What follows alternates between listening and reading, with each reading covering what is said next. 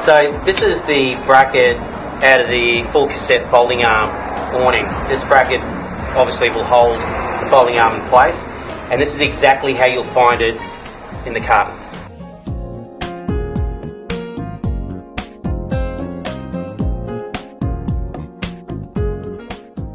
Okay. Now before we can actually put this up, we need to actually do some adjustments to this in order for, once this is up, the full cassette awning will actually sit in there, and I'll say balancing in there at this stage, because this has to be removed before the cassette can actually go in. So let's look at what we need to do to before we actually mount the blind into the bracket. So we're going to remove the cap from the adjustment screw. That adjustment screw actually adjusts pitch on the bracket, so from below 0 degrees all the way through up to its maximum drop. We need to actually remove this front cover plate. That front plate there, as you can see here, actually holds the bottom front of the full cassette in place. Okay, so step one is you have to remove both these bolts here. It's always handy to have a good set of Allen keys. Something like this, rather than having a loose set, I know you can go down to your local hardware and pick them up for about $6, but if you spend maybe $15 and get yourself something of this nature here, it just means you're not shuffling around for the right one. You can just fold them out and pick whichever one you need. As you can see, I've got the two that I need, just like that. Okay, so now that we've removed that plate, what we need to do now is, I'll just tilt that, there's another bolt running through there. And if I turn this bracket over, you'll see that this bolt actually runs through, and it's actually threaded onto this particular bolt here. And that will actually bring that bracket forward or back, depending on the pitch that you need on the awning. But in order for us to set this bracket up, we actually need to make sure that this is rolled out. So we've got a distance of approximately 45 to 50 mil between this point here and the front of this bracket here. And you do that simply by inserting the right Allen key and you wind it out.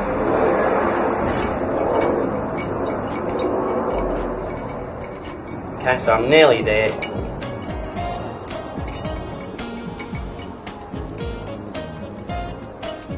Okay, so I'll just test that now. Okay, so now what I've done is I've wound out the bracket to 50 millimeters, and 50 millimeters is from this point to this point here, and you can, if I put the tape measure on there, you can see that it's situated at 50 mil.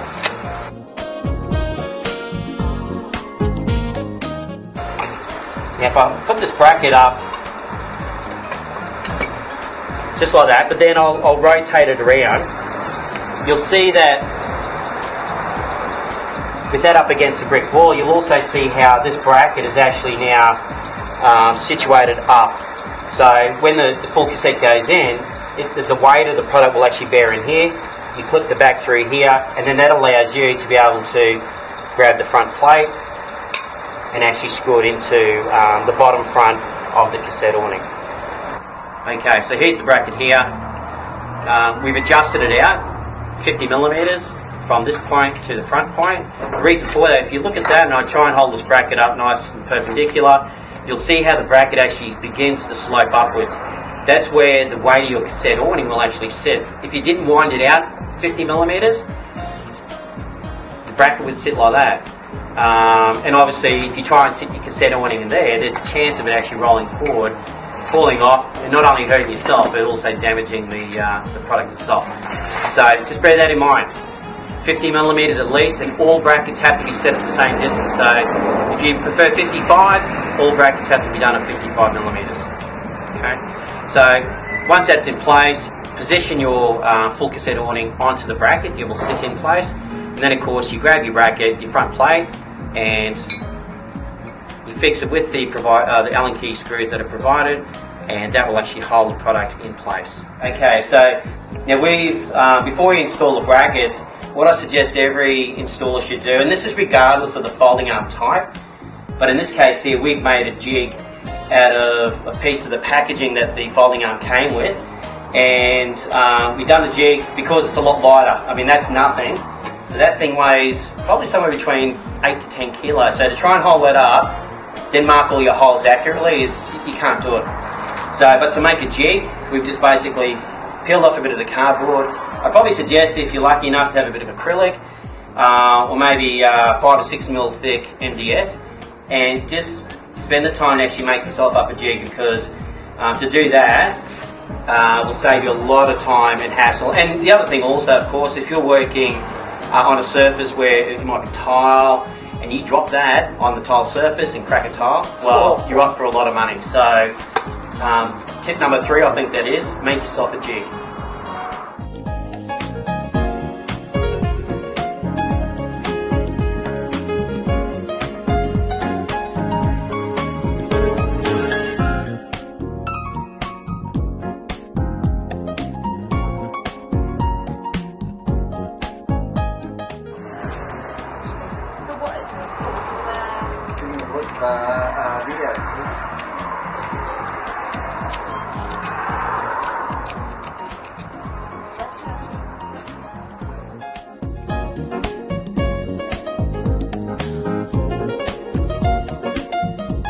Okay, so just a tip, sometimes when you are using your masonry bit on the brickwork, quite often your brickwork's not flat, so when you start out your hole, it can actually probably start moving, the bit can actually start moving. So a bit of a trick is start the hammer drill very slowly, okay? Even if it's not exactly where it needs to be, because you can actually move your drill to realign it. Once you've realigned it, then square it up, keep a steady rate, and then once you get into the brick, maybe 20 or 30 mil, then you can whack on a bit of power. If you try and use power straight away, there's a good chance you can actually blow your brick.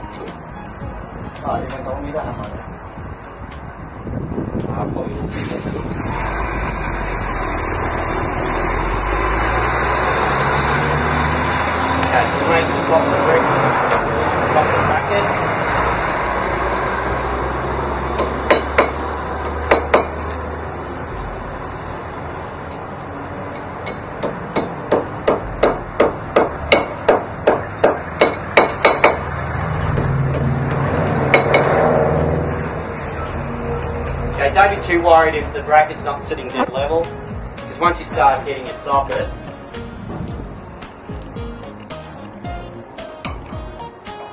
and joining it up,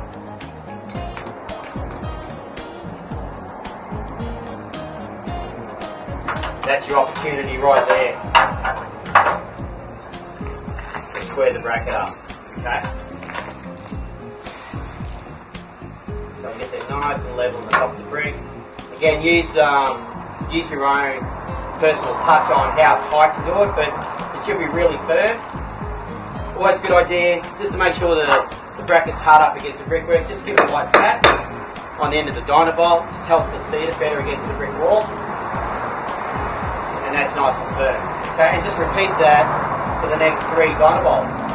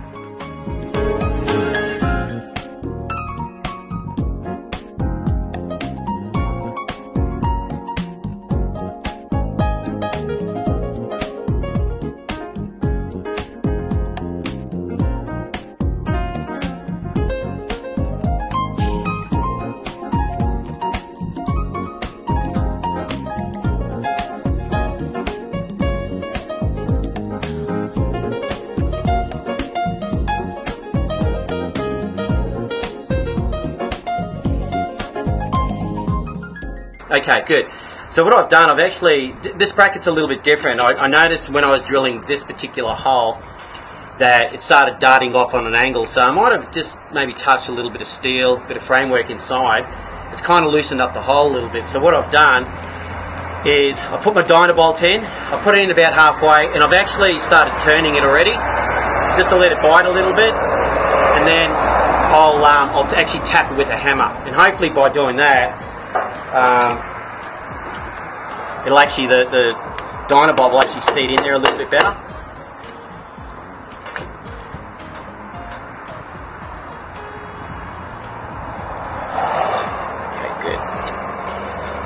Likewise over here, I'll just tighten him up a little bit. You can see how that's biting in. It's pretty hard to get him in. It's looking pretty good. We'll check the levels, of course.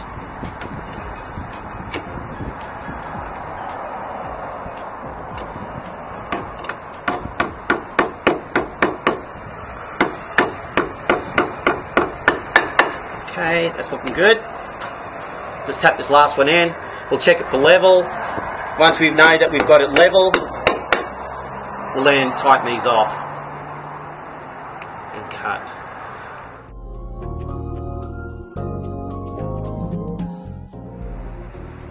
Okay, that's actually dead on level. Alright, so what I'll do now is I'll start to actually tighten those off.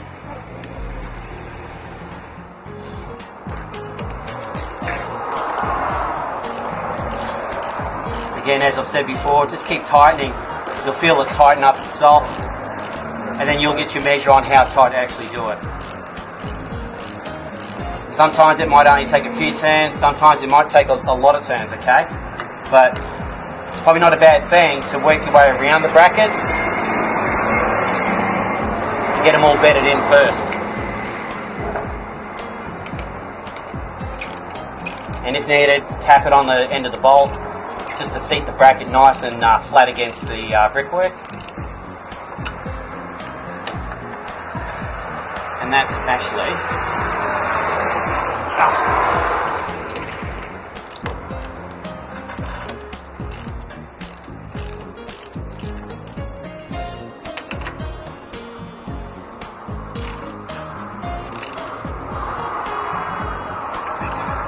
there we go.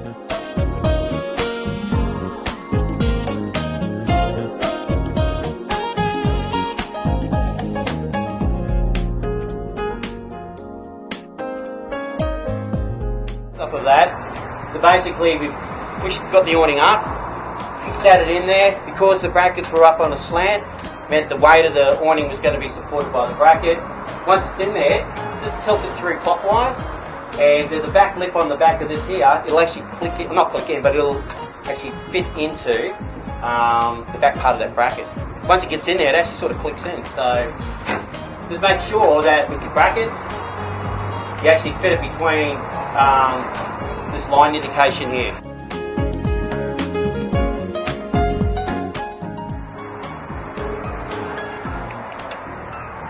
Don't do it up, just have it nicked off, even just back it off a little bit from nicked.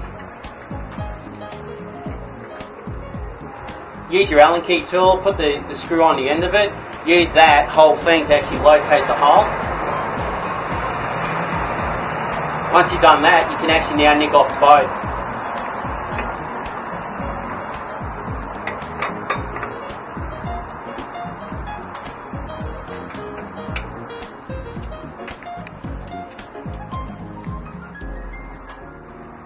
Again, do it nice and firm.